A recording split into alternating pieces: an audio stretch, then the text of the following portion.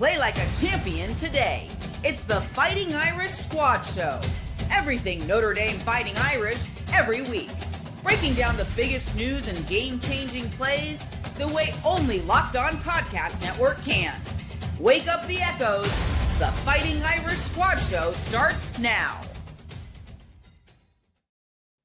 Well, welcome to the Locked On Network's Irish Squad Show. I'm Allison Hayes, and I am joined each week by our Irish legends, Alan Pinkett and Reggie Brooks, and Joe George will be joining us for the second half of today's show because to start things out, we have a special guest today, Frank Stams, joining us from a hospital bed, by the way.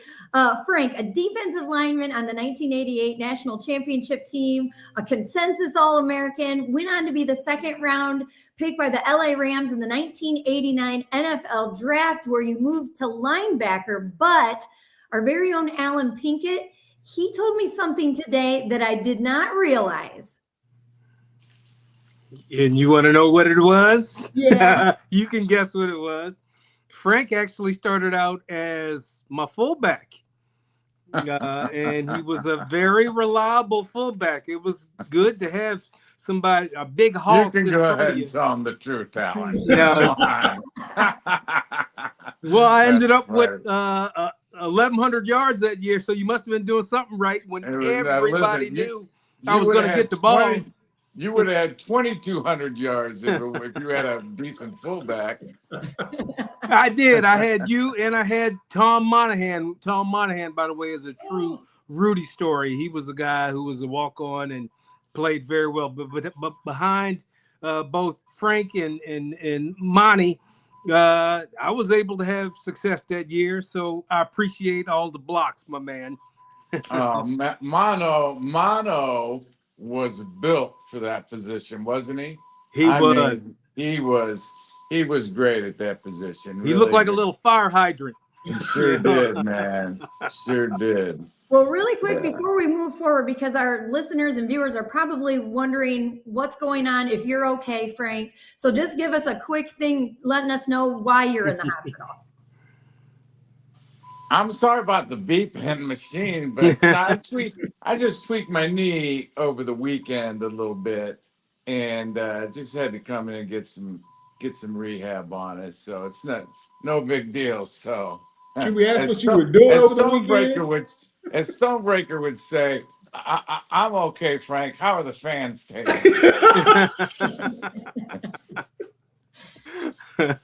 Well, Frank, tell us, because I did not realize that you started off as a fullback and made that transition. And when Alan was giving us the heads up, he said that was a decision by Coach Holtz. So how did that transition come about? And how did you like that move? There's so many stories surrounding that. Let's say something. For some reason, I thought I was going to be the next Larry Zonka. And that didn't prove to be the case. Best thing I did was Holtz's first spring. The first week of spring practice, I break my leg, because let me tell you something. He brought the veer option with him, and we ran the I formation under Jerry, and I was maybe an I formation fullback. I sure as heck wasn't a veer option running back at all. So I broke that leg. And the next year they came to me and said, "Hey, what do you want to play? You want to play tight end or linebacker?" I said, "Well, what about fullback?" They said, "Sorry, that train's left the station."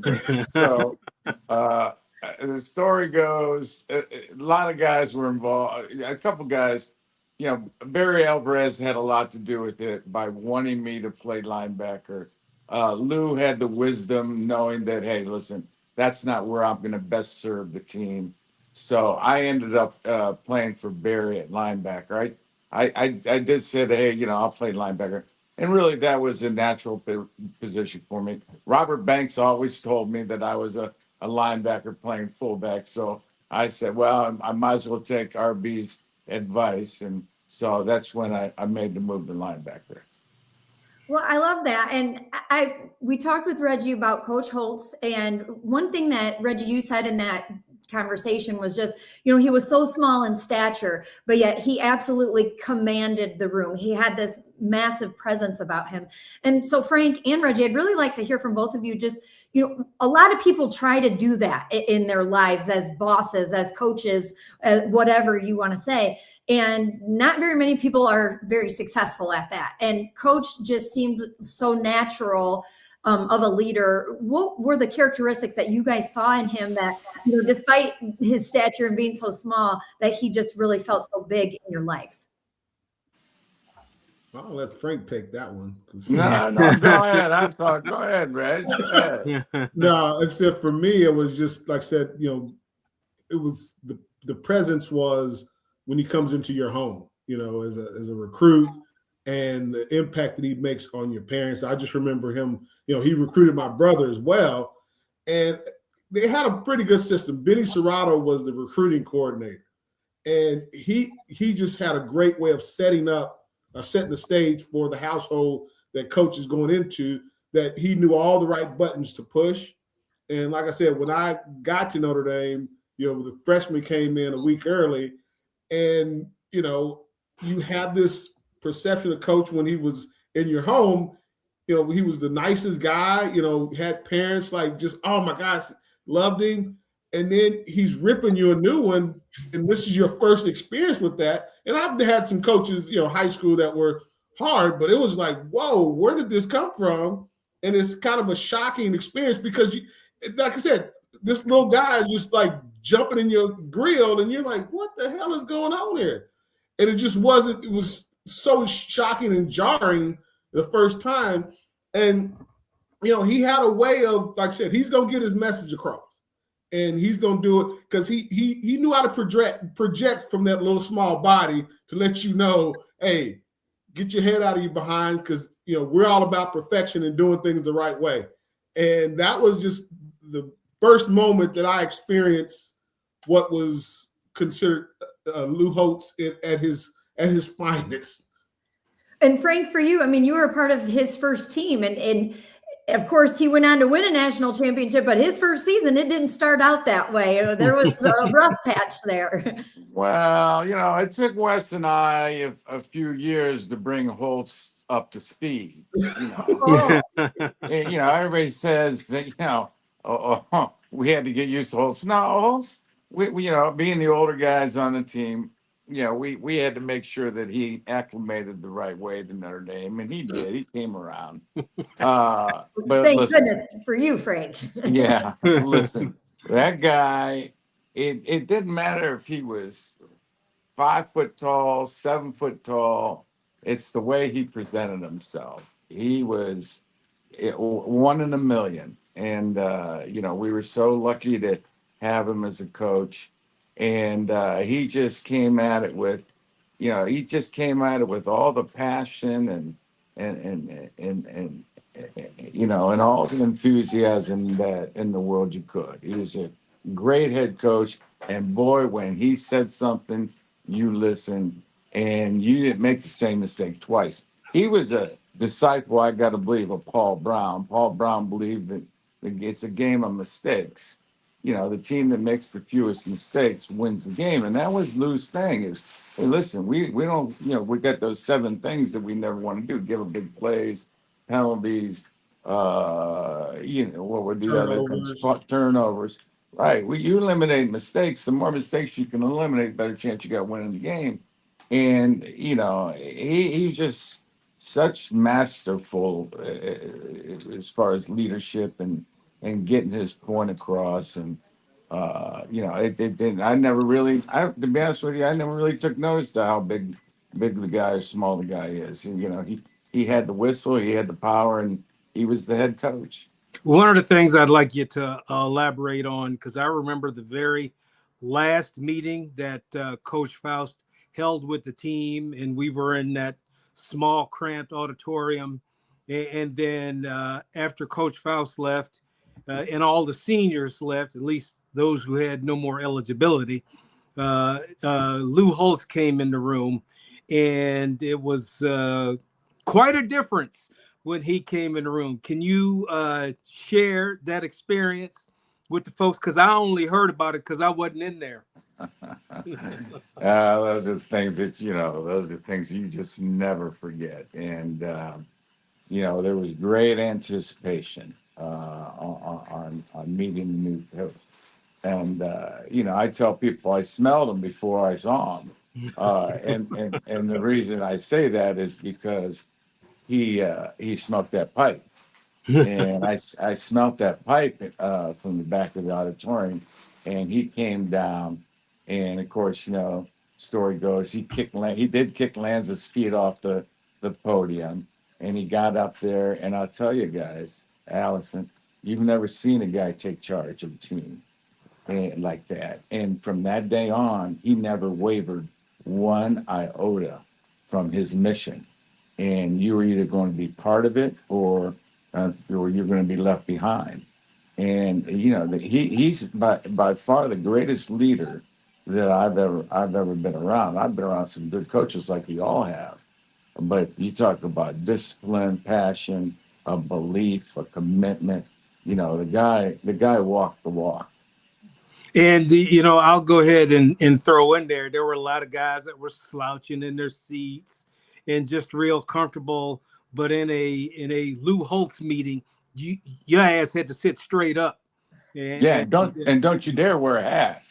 Yeah, inside, right. So that was a big difference right away. That point, and then he instituted the 5 a.m. workouts.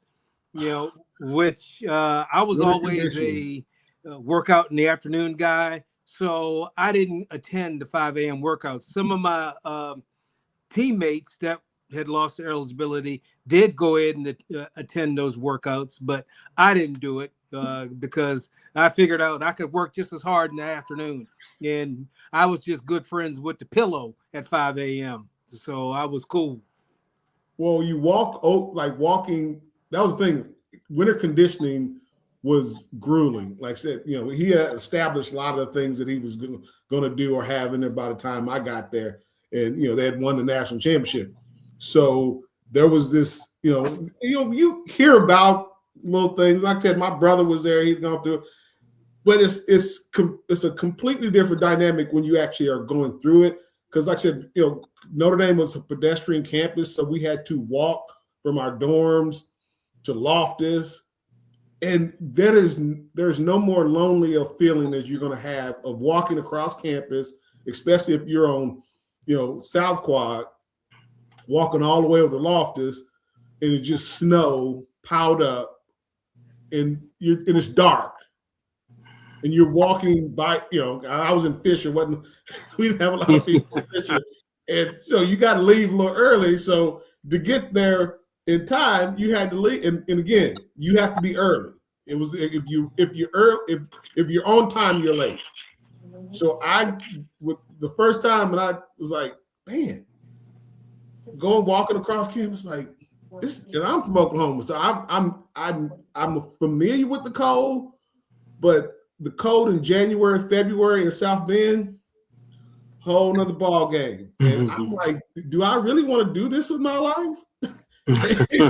and you get over there, you freezing your butt off, and then you have to go over there and change, get ready to go compete, in the drills. Man, I hated winter conditioning. That was literally that was punishment in my mind, but it made all of us so much better because that was another thing with Coach Holtz. He didn't know his leadership style was more. He pressed you not just physically, but mentally. If you were not mentally in what Frank was saying, you had to be mentally sharp because if you made a mistake in practice, you getting ripped a new one like nobody's business, and you would think you just lost the game for everybody in practice, and everybody's looking at you because he's ripping you a new one. I would think the accountability aspect of it too, where if you weren't living up to those standards, it didn't matter what the game was. It didn't matter how big of a star you were on the team. He would sit you And I assume that you knew that was a possibility where other guys might threaten it, but it's still the star of the game. He's star of our team. He's going to play anyways. And it's like, no, we're all held to that same standard. He took out the entire offensive line one time in a game. I've never seen anything like that in my life. It was incredible. Talk about accountability. He would throw that first week of spring practice. He's throwing guys out of practice left and right. He threw me out for misaligning at my fullback position by 3 inches. But that was all part of his method to his madness. It's like, listen, he goes, or I knew what he was saying is like, we got to pay attention to the smallest of details, because you take care of those and the big things are going to take care of themselves. And plus, the thing is attention to that detail, that accountability, that focus. You've got to have, you hear Tom Brady talking about that laser focus. You've got to have focus. Teams will they'll lose their discipline a little bit. And all of a sudden, next thing you know, there's 12 guys in the huddle, or you're jumping off sides, when it's 4th and goal. What I'm getting at is that type of attention to detail eliminated a lot of penalties or mistakes that'll get you beat. Well, I love that. And thanks for sharing those, and especially about Coach Holtz. And, one question that it started out as something that one of our viewers, subscribers, Dan Collins, he wrote it in now a few weeks ago. But I like it so much. And I'm asking all of our players now when we have them come on, is just when you look back, do you have a favorite play that you were a part of, or a favorite moment, or even just an entire game that is a favorite for you all time when you think back at Notre Dame, of course? That's for you, Frank. Well, I'll tell you, you know what? Listen, plays and games and all that. We I'm sure we got them all. But my favorite part of playing was the bus rides and the plane rides and the locker room. And we used to stay over there at the seminary until that got eliminated. Yeah. You're gonna have to elaborate here, because all three of you guys are laughing and got those grins. What does that mean? Tell me about that. Holy cow! We went over there to relax. You can't relax. You had a cot and a sink. How are you gonna relax? You didn't even have a television. And guys, how could you relax at all? And they had a good point. And it was just bare bones. You talk about Spartan-esque. But we would watch a film, a lot of times watch a film the night before. And what I liked about Holtz is, he had a great sense of humor. We all know that. And I said, hey, Coach, why don't we watch the Longest Yard, the original one with Burt Reynolds? He said, Jesus. He goes, we can't. He goes, I put that on in Arkansas. The next day, we had 15 personal fouls in the game, losing the game. And I just thought that was so funny. You were never going to catch him without something funny to say. By the way, that seminary was not a good experience. And they put us in that seminary so we could be away from campus, as if Notre Dame was this wild party atmosphere that we had to be away from so we could focus on the game. But the problem with the seminary was the walls were so thin that if a dude had on a Walkman, and I'm dating myself, if they had on a Walkman and they got the headphones in their ears, you could still hear their music. And the worst was when the dude next to you farted, you could hear that mess too. And then in the morning, what they would do is they would leave a newspaper and a little tin of orange juice at your front door. So you could just hear them walking down the hall every time that tin touched. And it got louder and louder, and you knew when they were exactly right ahead of your door. So it was amazing, because when we went on the road, let me tell you something. When Notre Dame travels, they like to show off. So when we traveled, we stayed in the finest hotel. We had great spreads for food, had cable TV, and consequently, we won more on the road, at least when I played, because we had all those trappings. Even the pregame meal the night before, we wouldn't eat it. I'd go to Wendy's and get a double cheese with everything. And that was my dinner the night before, because we had the dining hall food, which I don't mean to shame folks that worked at the dining hall, but that food was sorry. It was bad. Every Thursday we would get, was it Thursday or Wednesday? No, it was either Thursday or Wednesday. They'd give us a steak. I wouldn't give that steak to my dog, but it was just one of those things that you had to go through. And finally, when you got to game day, it was better. But that seminary, boy, I don't have good memories from that seminary. I think the seminary stopped for a different reason, didn't it, Frank? I wasn't in the seminary because other things from I don't know if Frank want to elaborate on. Well, the seminary had its challenges. The showers, they would take about 2 hours to warm up. One, and the managers would get up at 5 o'clock in the morning just to warm the showers up.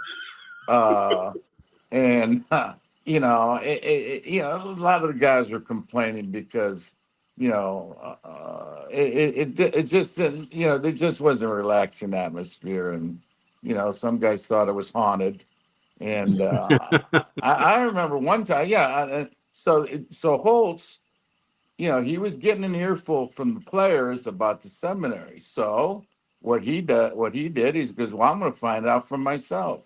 So he went over and spent the night at the seminary, and it's a true story. We both got up and bumped into each other in the hallway about 6 o'clock in the morning.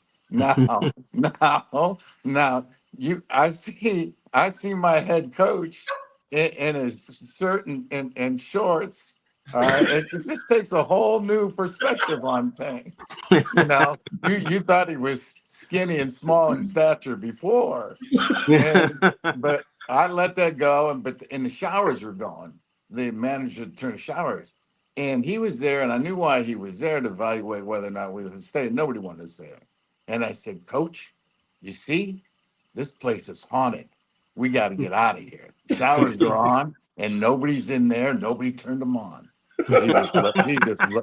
He just looked at me like, you silly ass. But shortly thereafter, we did end up moving some hotel down. What was it, Plymouth, I think? Yep. Yeah. And did y'all had they started the clam chowder and cold cut sandwiches? Was that because that was our meal for the night before the game? was we had the clam chowder and a sandwich. That was before we went to bed. Way out of Plymouth. Wow. Now I did hear, like I said, some of the people were like sneaking out of the seminary. Oh yeah, guys are sneaking out. And they weren't sneaking out for the back, to go party. They were just sneaking out, and they were going back into their dorm room. Sleeping up back in bed. Dorm room and you can't have that. So it was time for the seminary to go. Gosh, yeah, because nowadays. Yeah, because we could wake up when we wanted, return back to our dorm when we wanted. There was no set time where we had to get the hell out. But most guys got up early and got over to the hotel room, mostly because you met your family at your dorm room, and you wanted to be there in time. I remember I used to just call them Norman Bates. You know who I'm talking about. Norman Bates. One time I went back to the room and I could hear this loud music blaring, and I look outside and there's Norman Bates walking. He's like, I just need to hear my music so I can get ready for the game. But he's walking on the quad, while he's blasting his music early in the morning, just walking on the quad. You could hear it from his room. I was 2 dorms over, and I could hear it. But that was how he got ready. I love it. Well, Frank, so for all of you guys, I think at some point in your careers, you probably were a lot of Notre Dame fans' favorite players. So I want to ask you, Frank, and I've already kind of talked to Reggie and Alan about this, but just do you have a favorite Notre Dame football player of all time, whether it was someone you watched when you were growing up or somebody you played with or guys that you've watched since you moved on? I got a lot of them, Bob Golick's one. Dave Casper. I got to know Casper. Yeah, and I'm trying to think some of the other guys. What was it about those guys? I met Ross Browner once. Oh. So, what am I? When those guys are playing, I'm 10, 12, 13 years old, so they make a great impression on me. But my favorite player of all time, Joe Montana. Joe, and I got a chance to meet him a couple of times afterwards, and just such a nice, gracious guy, good sense of humor. Always got a little bit of a smile on his face. And I thought, I just think he's a class act and a good guy. Frank, I'm sorry. You like a quarterback? Oh man, I would never have taken you as being a quarterback guy. Yeah, but Joe was smooth. Smooth. He was called Joe Cool for a reason. That's for sure. Yeah. But I get Joe, but it's like he's a quarterback, Frank. Opposites attract.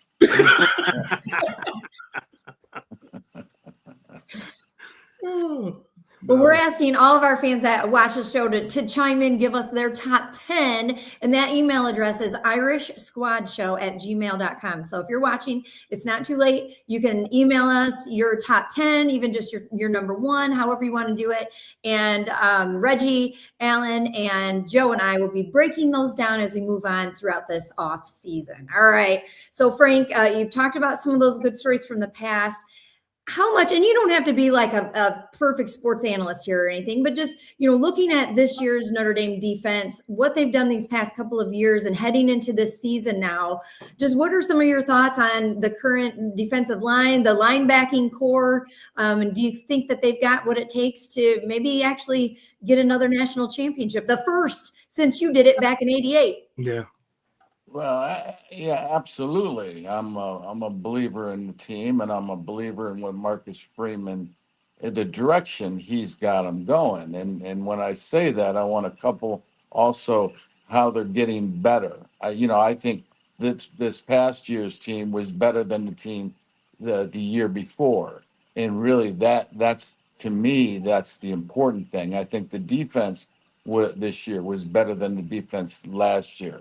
That defensive line is going to continue to mature and get more experience, and that's gonna bring kids to school there, and they're gonna start making more plays, and that's just gonna be awesome. That secondary, same thing. They're getting better. They're the way they play and the linebacker play. Is fast, and I like the fact that they play fast because the game is so much about speed. So I'm impressed. I'm sorry I forget the name of the coordinator's first year coordinator's name, but I thought he did. Ash. He did a nice job. He came in with all the eyeballs on him, and to see how he was going to do. And I thought he responded really well to the pressure. So I look for them to have a really good offseason. They stay healthy, and that defense can win a national championship for them. I'm sure of that. Just kind of from talking of what you were telling us, and you're telling us about the seminary and the food you guys ate and all that, and just how different it is today, and the amenities that the guys have, and the workout facilities and the food and mental health and all of that. Do you kind of wish that maybe you had some of that back in your time, or do you appreciate how different it was back then? Did that make you guys tougher? Well, I'd be lying if I told you I didn't. I'd love to be playing today with all the amenities and everything they have. Especially that NIL money. But I wouldn't give up that experience I had with the guys that I had for anything in this world. We had some great guys on. We have great guys on team. Had some great guys on that team. We had a great coaching staff. We had great chemistry between the players. We had great chemistry between the coaches and players, and that's important as well. And and I'm nostalgic. Where we played in the old stadium. We had a weight room the size of, I don't know, this hospital room that I'm in. And we were doing things that they don't do. I remember one time the WWE, and Alan, you may remember this, the WWE, Hulk Hogan was in town, and we were sharing the weight room with the wrestlers. We'd go in there and the wrestlers were working out. We're working alongside them, things like that.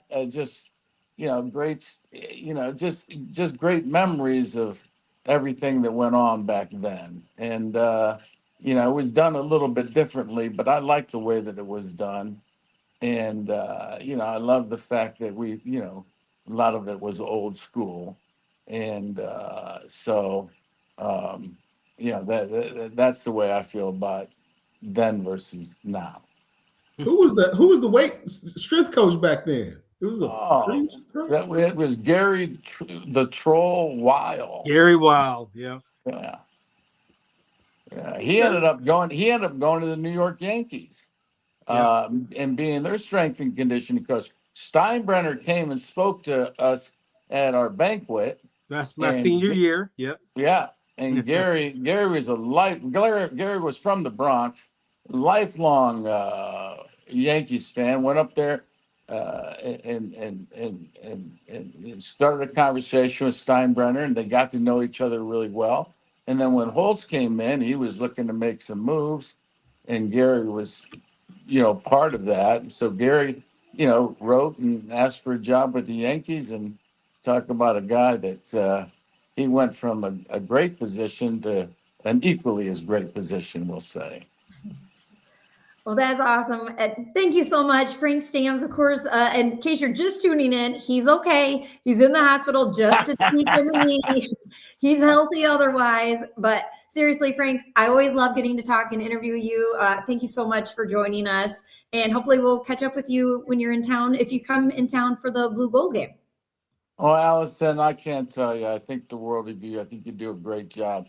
I'll come on your show anytime. And the two guys you got with you, Reggie Brooks and Alan Pinkett, and I just I love those guys, and I love all our teammates. Thank you for this walk down memory lane. Awesome. I was waiting for a shot there at Reggie or Alan. That was very nice. No, my wife says you're maturing now, Frank. So I said, well, that's good. That's good. So I'm just better late than never, right? Better late than never, right? Well, thank you, Allison. Awesome. All right. Well, thank you again, Frank. And stick around. Joe George is going to come back and join us. We're going to talk about Donald Trump and how he's going to solve all of the issues in college football, and the Chambliss story. It continues with eligibility. We'll have that coming up after this break. Today's episode of the Irish Squad Show is brought to you by 5 Hour Energy. Welcome to the 5 Hour Energy flavor draft with 18 different flavors to choose from, including new options like confetti craze, fruity rainbow, or cotton candy. There's something for everyone. The board is set. The flavors are ready. I've got my number one pick for the 5 Hour energy draft. I always go with the strawberry banana. Reminds me of, I don't know, pretty much everything. It goes in smoothies, milkshakes, cakes, ice cream. You got that smooth, soft, mellow banana finish, the smoothie, creamy fruit profile. It's reminiscent of a fruit smoothie. It's always my go-to when I'm getting a 5-hour energy. 5-hour energy gives you the boost with zero sugar. Find new flavors of 5-hour energy shots available online at 5hourenergy.com or Amazon. Today's show is also brought to you by Indeed. Workplace chaos, deadlines stacking up, inbox overflowing, and the one position you have to fill still sitting open. When the pressure's on, you need the right hire. This is a job for Indeed sponsored jobs. Indeed sponsored jobs help you reach the people who actually fit what you're looking for, skills, experience, locations. So you're not just hoping the right candidate stumbles across your post. And here's a stat that says it all. In the minute I've been talking to you, companies like yours made 27 hires on Indeed, according to Indeed data worldwide. So if you're hiring, spend less time searching and more time interviewing candidates who actually check all your boxes with Indeed sponsored jobs. Spend less time searching and more time actually interviewing candidates who check all your boxes. Less stress, less time, more results. When you need the right person to cut through the chaos, this is a job for Indeed sponsored jobs. And listeners of this show will get a $75 sponsored job credit to help get your job the premium status it deserves at Indeed.com/podcast. Just go to Indeed.com/podcast right now and support our show by saying you heard about Indeed on this podcast. Indeed.com/podcast. Terms and conditions apply. Need to hire. This is a job for Indeed sponsored jobs.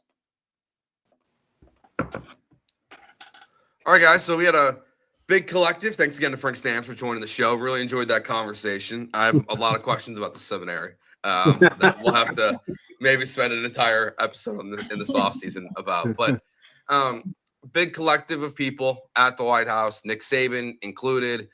And really the topic is NIL and how it's gonna continue and what's wrong with it and all these different things. And like I have one real takeaway from this of all of it. It's just one thing that annoyed me. I can't believe there weren't any players there. I could not believe that, like, we're talking about NIL and Surprised. like the flaws and the positives and there's no active players. Like there's not one guy. There's not a Trinidad Chambers who we'll talk about, or even like a Quinn Ewers who got signed for $1 million out of high school and never played at Ohio State and then left to make more money at Texas. So I'm curious what comes of this, but obviously NIL is kind of the focus around sports around the college football world. So Alan, I'm just curious, where you stand right now with NIL and everything that's going on and the fact that there's no players represented at this big NIL meeting. Well, let me start out by saying that I'm extremely happy that the guys are getting paid because so much money is generated that it should be shared with the players. I don't regret not getting paid, even though I was broke as the 10 Commandments when I was there. But I'm just happy that they're getting paid. And the only thing I fear is them coming up with a solution having a cap. I think any salary cap is un-American. Because all the people that are contributing to the NIL, they don't have a cap as far as how much money they can contribute. So why are we capping all these players? I have a problem with the salary cap in the NFL too. And I don't mean to I'm on my little stump right now. But it's the only game I know where you can make too much and be cut because you're making too much money. So you're telling me you have an attorney that's generating millions of dollars for you, and you say, hey, we can't use your services anymore because we got to pay you too damn much. So I have a problem with that. And I know that there's going to be some executive order that the president is going to put out. Yeah, but he also said, count on me, count on us getting sued when I put this out. And hell yeah, you're going to get sued because I just do not believe that he's going to come up with something that's going to solve the problem. My issue is, look, if a college wants to put all their money into football and maybe not women's basketball, that's their choice. but football happens to generate the most money. It's just like saying the Big Ten is going to kick Ohio State out because they spend too much money on their football players and they kick everybody else's ass in the conference. So to me, I just fear that the solution that they're going to come up with is some sort of cap, which I am totally against, because I'm in favor of these guys making as much money as they can. And it's like I said, it's un-American, because if I have $100 million and I want to give 99 to my alma mater, then that's my damn right to give $99 million to my alma mater. Reggie? Yeah, I'm not to that side, but you brought up a good point. And this is something that has been an issue with college athletics since its inception. Everyone thinks they know and can, correct this. And, because when, this is long ago when they were talking about, sports, they used to, the players weren't students in football years ago. But as soon as they found out they can monetize it, that's when things go south. And then they can basically subdue a section of people, which are the student athletes. Then, you create these inequities. So, and if you're going to, like I said, if you're going to do a cap, because, the president wants to go back to the good old days, which were not good old days. You had young men and women that weren't allowed to get paid, and then they weren't allowed to work. Students were allowed to work. So there's a lot of things that go into this. My stance, though, is if you're going to put a cap, then start capping the coaches' salaries. Start capping the athletic administration salaries. To be honest with you, the universities. Yeah, you cap the university because that revenue generated. And I do like something that Pete Bavacqua brought up. It's like having a little more, not a little more, but a lot more transparency with these dollars. Where's this money coming from? And how are this being distributed? But I am not for dumping all the money into one sport. As a former sport administrator, I know the impact that sports, not just football and basketball, but these other sports, your hockeys, your tennis, track and field, soccers, you're actually making a difference in the lives of these young men and women and having this opportunity.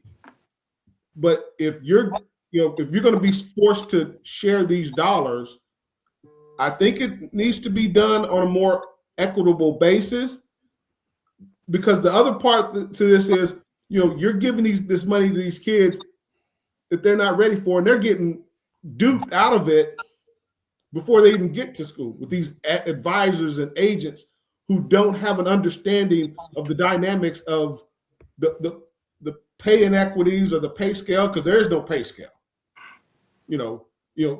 So I really feel getting the education and Pete Bavacqua said this is like we're getting away from what the focus should be, or at least have to consider more, because how many of these kids that are going into the portal that are leaving and never come out, and they wind up with nothing. So the educational piece that needs to be factored in, the sports and the need for the sports, because a lot of those, like most schools, have one revenue sport, and that one revenue sport is covering the cost for the other sports. I think there needs to be some structure around travel, because no one even talks about the fact that you have the Big Ten, the SEC, and the ACC. Stanford is in the ACC. Not everybody gets to charter like football or basketball? How do you get the tennis team or the track team or the baseball team or the soccer team from, say, North Carolina to Stanford? There's a cost to that. So everybody is, so focused on money when there's practical decisions that could be made to help kind of bring this into alignment. But you have to at least talk to these young men and women because they're a lot more intelligent than you're giving them credit for. Mm-hmm. You're leaving them out, Mm-hmm. and you're not giving them the information that they need to make an informed decision. So we're going to make a decision for you versus sitting down at the table. And that was the thing that really got me from the very beginning. You have all of these councils at the conference level, at the school level of these student athletes, but no one's talking to them. It's just attorneys and administrators from the schools, from the conferences, from the NCAA, and the people that are impacted the most are left out. That is that's the first thing that needs to be addressed. How do we get them into the fold? Because they have to be a part of this decision-making process, because otherwise it's going to get screwed up like it's been done to this point and before, period. Let's take our last break here. We'll continue this discussion. We'll get Allison's thoughts on the other side. We'll hit the Trinidad Chambliss eligibility stuff next week. So we got plenty more on this next year on the Irish Squad Show. Today's episode of the Irish Squad Show is brought to you by Mazda. This is Mazda's moving the game forward. For those who show there's more to score than what's on the screen. Look, we're just going to take a moment here, take a look back. You beat Miami, Michigan, West Virginia, some of the best teams. I mean, Notre Dame runs the table to win the national championship, the 1988 national championship. Obviously, Catholics versus convicts happens that year, 31-30 win for the Irish over Miami. Such great memories. I was rewatching the documentary the other day just to think back about, some of the things that happened then and talk about Coach Holtz and everything as we've been talking about him. Yeah, if you missed any of the interviews we've done, a lot of great stuff on Coach Holtz, his life, his legacy. He's definitely the guy that moved the game forward for Notre Dame. These remind us of what it really takes to raise the bar. It's the extra work off the court, dialing in every detail, giving it the extra fire, that grit and eye never quit. We put that same passion in every model. Highlights make the reel. What it takes to get there makes it count. There's more to Mazda because there's more to you. Allison, you want to chime in here, give your thoughts on what's going on in NIL and the chaos that is college athletics right now? Yeah, absolutely. Reggie, to kind of piggyback off of what you said, one, it's the mental and the physical toll of traveling like that throughout the season, especially for the not football sports where it's once a week. These kids might be, 3 different games in a week, 3 different universities that they're having to travel to in different parts of the country. It's always just been about money lately. And it's not taking into consideration the mental and the physical toll, the exhaustion that can play into their lives as well. And I think that's something that's important that's being left out. And then the fact that you're leaving out all of the student athletes, all of the people who are directly being affected by all of these decisions being made. And you only include the people who've already made all of the wrong decisions in the first place. That's frustrating. One of the things that Donald Trump said was, well, we've got Nick Saban and Urban Meyer here, so they're well represented. Well, those are 2 not current coaches also, by the way. That doesn't mean they're not, they shouldn't have a voice or they don't have good opinions, but they're not currently involved in the sport. And so that's frustrating. And then to another point that you made, Reggie, was about the Olympic sports and the impact that it has. One of the representatives came in response or to represent the Olympics. And what she pointed out, and there's a whole long thing, I won't read the whole entire thing, but basically that right now the United States is still sort of dominating in the gold medal aspect, but that gap, that margin is getting smaller and smaller and smaller because the other countries are investing in their Olympic sports, and the United States is not.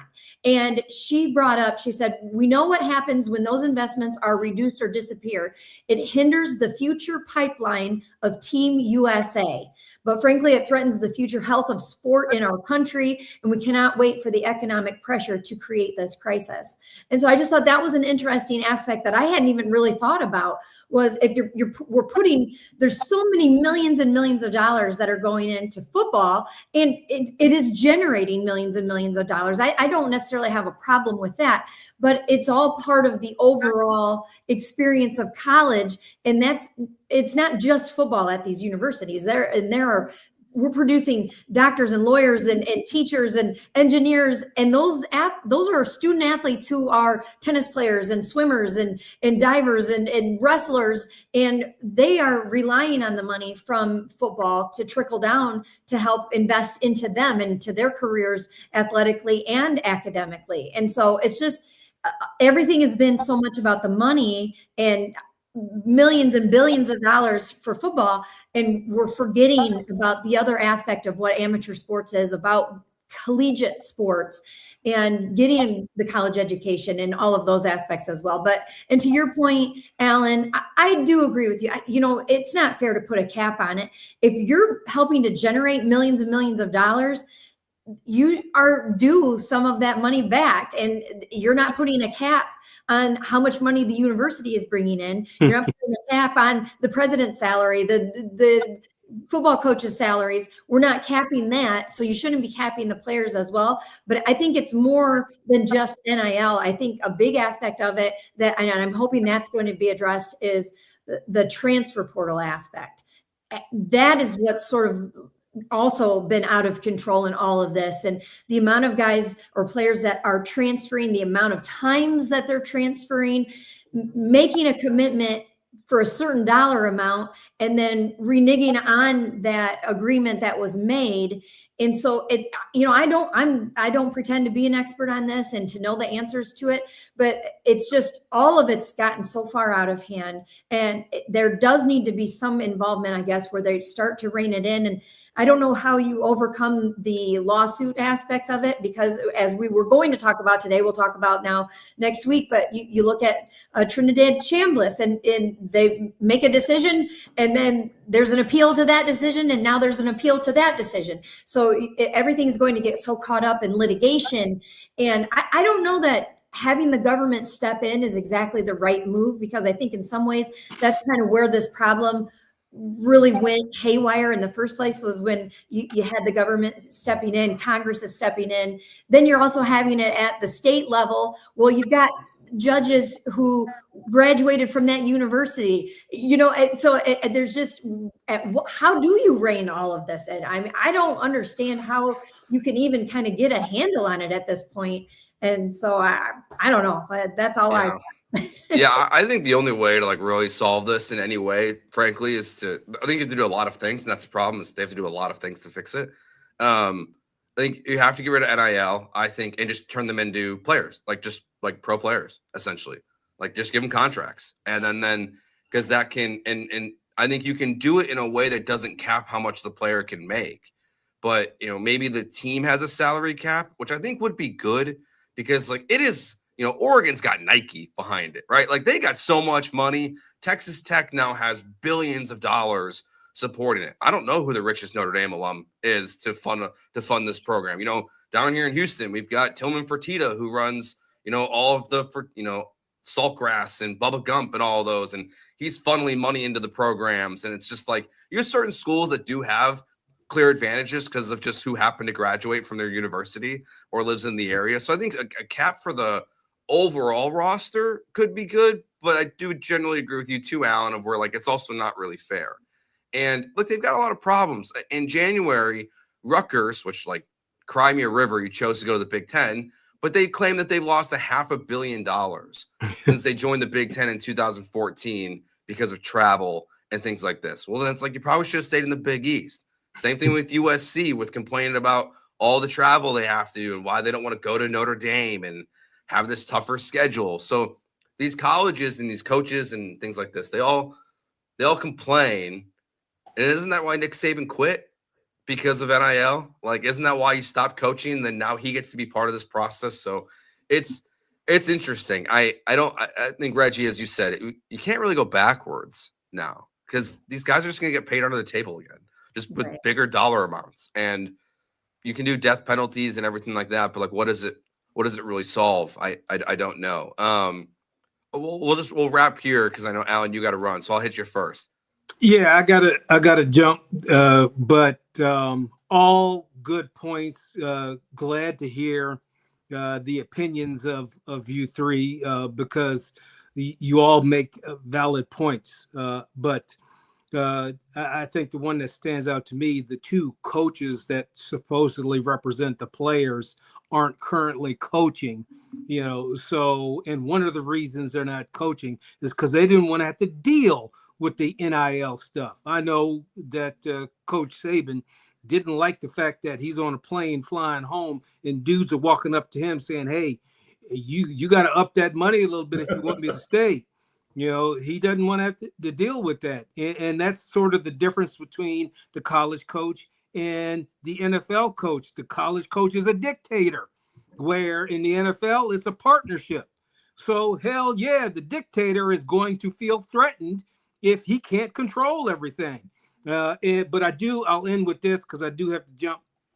I like the Marcus Freeman approach to NIL. And he says, if you focus on making plays, money's going to take care of itself. Yep. With that, I got to jump. Bye, Love Alan. y'all. See you later. Wow, I say he loves us. That's so nice. Well, Reggie, your final thoughts? There is a way to get this back on track, but it's going to require incorporating all constituents. And Allison, you said Nick Saban and Urban Meyer represented the student athletes. That's what Donald Trump said. Yeah. How is that even? I mean, what? That makes no sense. At least Nick Saban has guys that are like still playing in college football. No, what I'm saying is, how can they represent someone that they're not? You're not actively coaching them. You were not in this situation. So how can you represent someone? And that's been the problem, is that you got people representing the student athlete that aren't student athletes. I'm like, how can you represent somebody? And this is part and parcel to you have these advisors and agents now that are representing these student athletes, and they don't have a clue. This is a quote from Donald Trump. He said, notably absent were any student athletes. And then, quote, they were very well represented, Trump said. You know why? Because people like Nick Saban and Urban Meyer, all of the people that I know in the room and the people probably I don't know, they all care very much about the student athlete, more so than they care about themselves. So I think they're really here. In that sense, they are represented very well here. How much was Urban Meyer making? How much was Urban Meyer making before he left? How much was Nick Saban making before he left? Really? And the thing is, like, there's going to be some inherent bias, right? Like, exactly. I think Pete Vacqua is a great athletic director for Notre Dame, but like, he does not share the same perspective as CJ Carr or as Jeremiah Love. He just doesn't, because he's not on the team. And so that's, to me, is where I think I get what he's saying there and what the intention behind it was, that the players are represented by coaches and athletic directors. And I think in their heart of their hearts, these coaches and ADs, most of them have the best interest of the players, but without having the players represented, I wish Reggie and Allison, I wish Northwestern would have got that union through. I was in college at the time when they were pushing that and was covering Northwestern. No, I understand what you're saying. Oh, you don't want that either? You got to understand, they're coming out of high school. Why are we putting that type of pressure on a child that's just trying to start understanding who they are, what they're going to do, and who they're going to be in life? You need to have adults that have, again, and this requires parenting as well, but we do have some parents that are pimping their kids out. Let's be honest. So that have an understanding of, hey, let me educate you on what this looks like. because a lot of these kids and their parents don't know. And the fact that you're not giving them any information of, hey, this is what it could be. Like we keep talking about the football players and the basketball players. I would again, my son told me I'm really naive. But I really feel if you actually talk to these student athletes on these committees that they have some valuable input. And I don't think that they would be so opposed to, hey, I say this because of what I've seen a couple of players already do. Do you really need $1 million or $2 million as a freshman? When, again, quarterback, I don't remember the quarterback was from, but he gave money to the offensive line. Mm-hmm. Why did he do that? He understood that as a team, I need those guys just more so than anybody.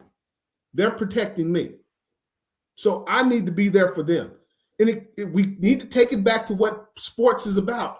It's about teamwork, commitment, development, and say, okay, hey, can we put some sort of like in NFL, you have the rookie pay scale. What would be a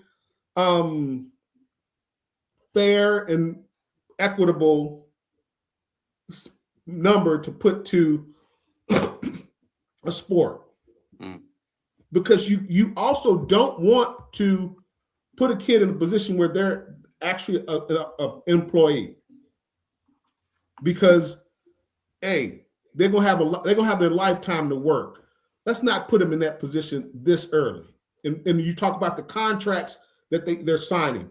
I'm a believer that said, if you sign a contract, you made a commitment.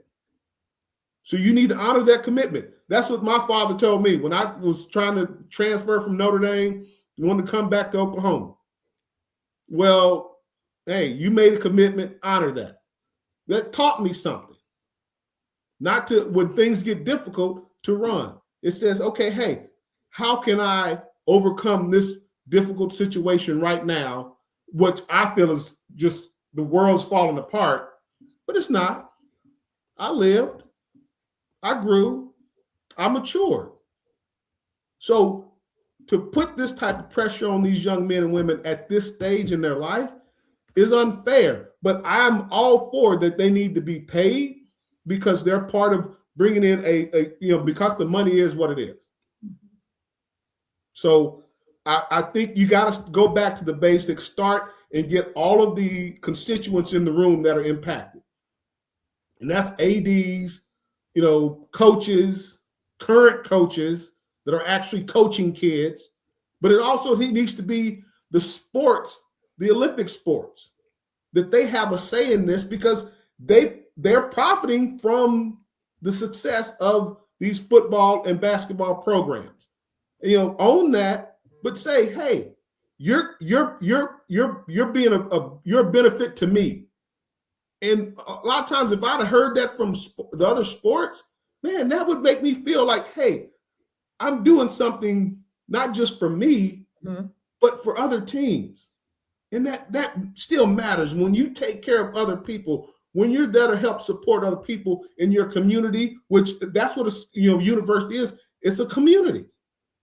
Be there to support them and lift them up, and not be so focused in on, hey, let me make a quick buck. Because be honest with you, if you, when I was 18 or 19, when I was a freshman or sophomore, if you'd have gave me just $10,000, I'm winning. Because you get paid, you're eating on. Not the food you were talking about earlier. You get real food. You get good food. They had, other schools had their own chefs and dining halls. But think about that. It's like outside of, like I said, okay, get your car, place to stay. What else do you need?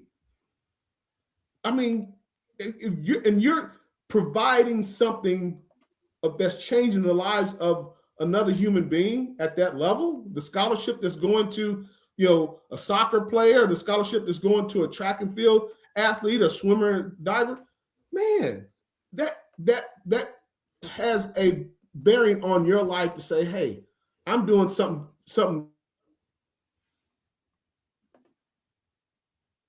Well, he froze. So, Allison, you want to give your final thoughts here? I'll let him end it on that. I don't know where that line is where you don't have the players need to be represented, but you don't want them to be in a union because it's too much for them put on them as young adults. So I don't know what that line is, but I do think they need to be represented. And I think that Reggie really put a good point there to end it today. All right. Well, one last thing. Go ahead, Reggie. From a union standpoint, but isn't that what those councils are? Those student body councils at the conference level, at the school level, they're mini unions. I mean, they're representative of the student athlete group. Why can't you bring them in? Because they have people that represent them. Let them be there.